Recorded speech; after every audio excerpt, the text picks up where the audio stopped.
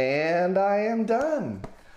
Okay, so I just finished up reading Bloody Rose by Nicholas Eames. This is the second book in the Band series, and I want to give you my unedited thoughts upon finishing the book, which was just now. So I love this book, everybody. This is such an easy 5 out of 5, and I cannot recommend this book enough. I thought it was absolutely wonderful in virtually every single way.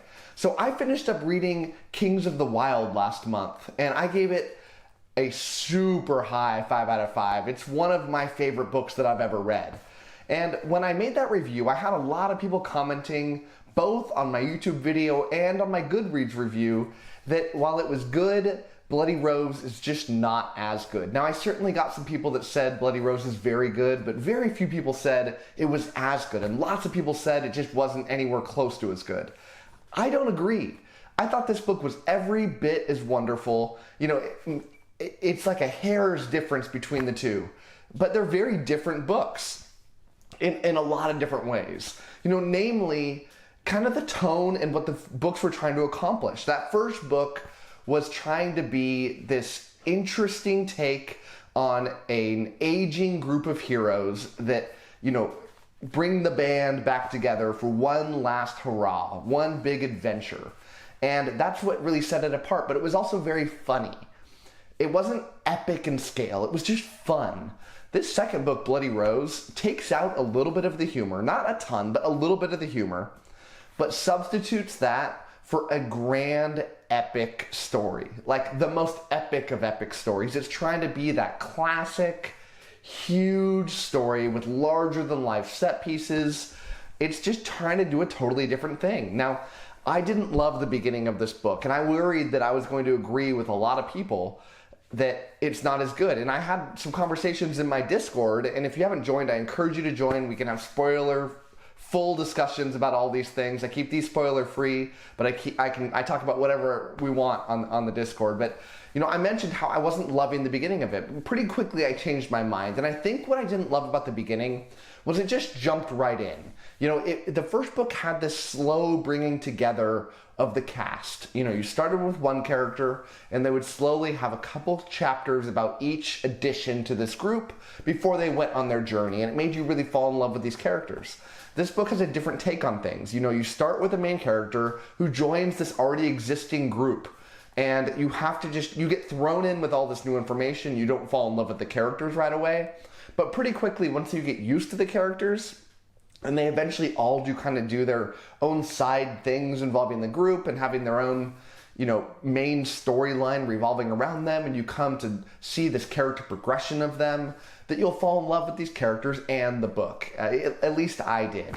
And so, yeah, you know, my excitement was really high going into this book, and it was very, very achieved. So let's go into my different criteria for how I grade a book and talk about each of those and give them individual grades. So starting with the story, I'm going to give this story a 5 out of 5. I loved it. You know, the story develops in major ways, and it's hard for me to talk about this story without ruining anything. So I'm going to keep it very bland. I'm not going to go into depth because the story kind of takes a lot of twists and turns that are not the classic twists that you would think about when you think of fantasy. They're more like you're not really sure as a reader where this story is going. There's a mystery, and it's not the classic mystery take, but essentially what's happening is this main character joins this group of heroes. She becomes the bard. And if you remember the bards from the first book, it's very commonly referred to that they die all the time. They're not a fighting member of the band. Their job is to sing songs and essentially record the heroics of the actual band here so that they can spin the tale and make songs and really make them legends. So this main character, Tam, she's the bard, and she kind of follows this group around. But there's this huge threat. There's this enormous horde that is attacking from, I think, the south. They decide to go north instead. They have a pre-existing contract that they do not want to break no matter what. Even though everybody's breaking their contracts to go band together to attack this horde, they're the only ones going the other way. And as a reader, you don't know why until I don't know, about a third of the way through the book, you actually get it revealed to you. And at that point, the story kind of goes in lots of different twists and turns, and it's very fun. I don't want to say anything beyond what I just said because I will majorly spoil the book for you. And I really want you to read this. And I think you would really benefit by not knowing virtually anything about the story other than what I just said, and let it really hit you fresh. But that's the story in a nutshell. So let's now go to the world building. And the world building I thought was the weakest part of this book. And I'm going to give it a 4 out of 5. And that really tells you how much I love this book, if the weakest part is getting a 4 out of 5.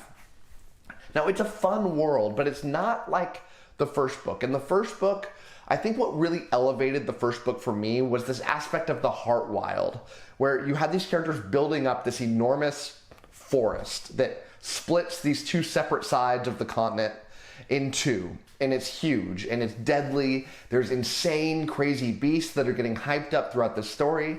And the characters essentially have to go from one end to the other for a major reason. And that didn't exist in this one. This one felt kind of just like a generic fantasy landscape with locations that didn't feel super different from each other.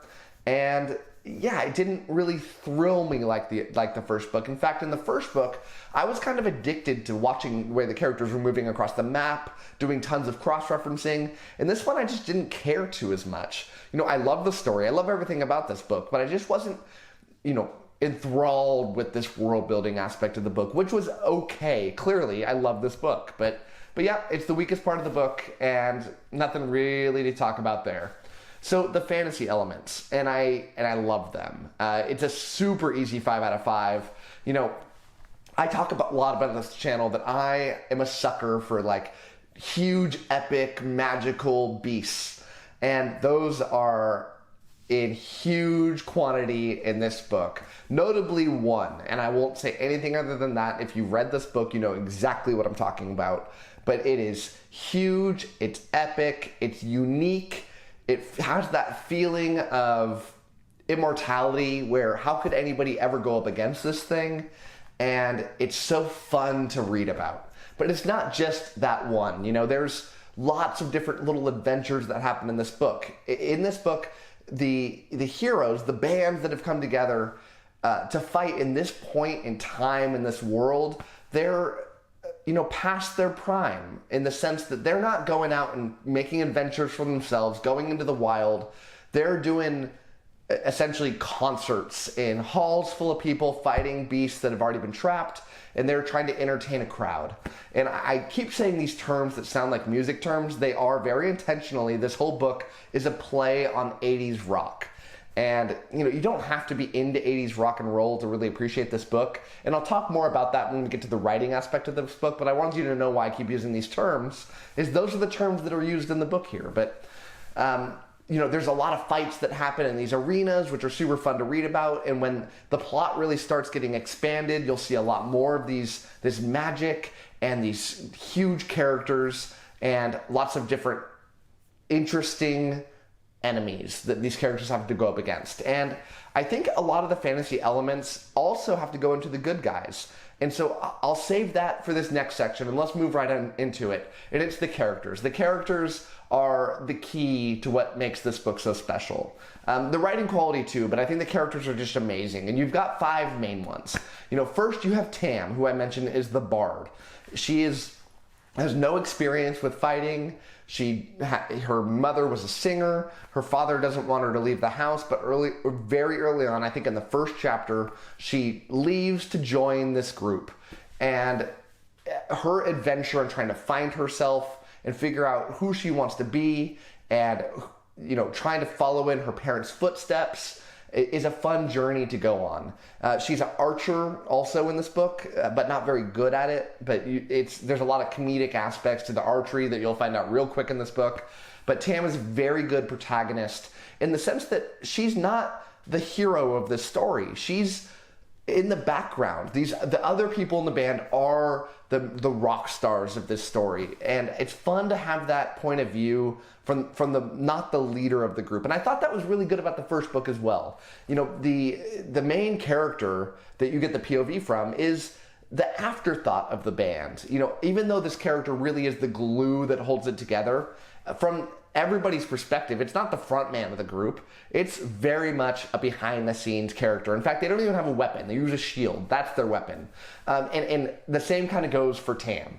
So next you have Brune, and Brune is a shaman who turns into a giant grizzly bear when he fights. And it's a really fun transformation aspect where he's constantly transforming, but he has this thing where she draws tattoos on her body, and the tattoos that she draws, she can draw them out of her using magic during fights, and they turn into this like shadow creature on whatever she's created. And she's got a ton of these that play deeper into the plot as the story goes along, but it's this really fun thing where she's kind of hanging out in the back and she's summoning these different creatures to fight for her.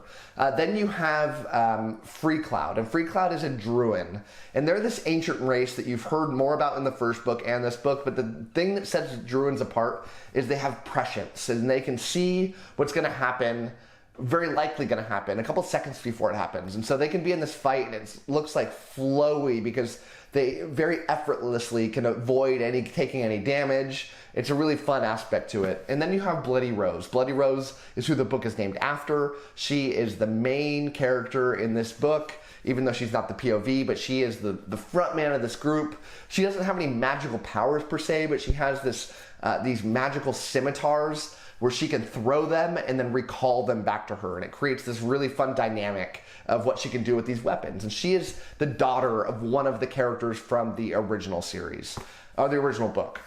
And yeah, that's the group. They have really fun dynamics. Every one of these characters gets kind of like side plots that go on that really develop each one of these characters. And the dynamic that they all have with each other is very caring. And it's just such an emotional roller coaster going with these characters. And I love every aspect of the progression that this takes. Then the writing quality. The writing quality is also the hero of this book. It's another 5 out of 5.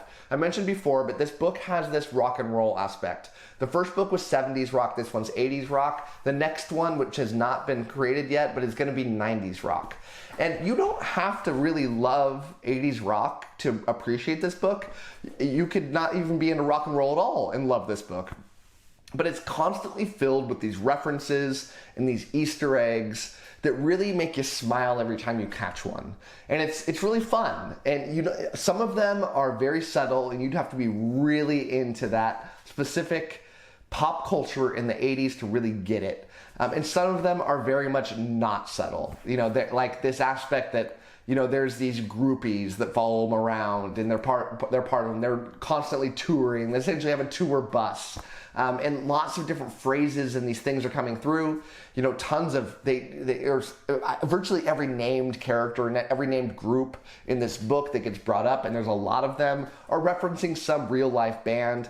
I didn't catch all of them. I probably didn't even catch most of them, but every time I did, it was fun, and it felt like you were kind of in on the secret, which is pretty cool. But again, you don't have to be into that kind of thing to really love this book. It doesn't take away anything if you don't. It just adds a little flavor to it, and it does I gotcha.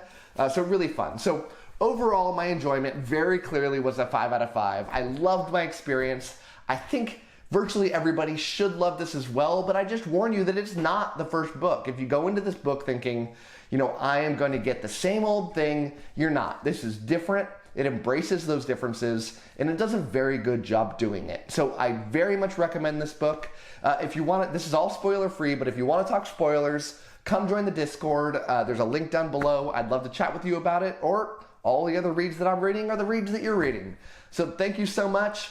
Appreciate you sticking with me, and as always, happy reading to you.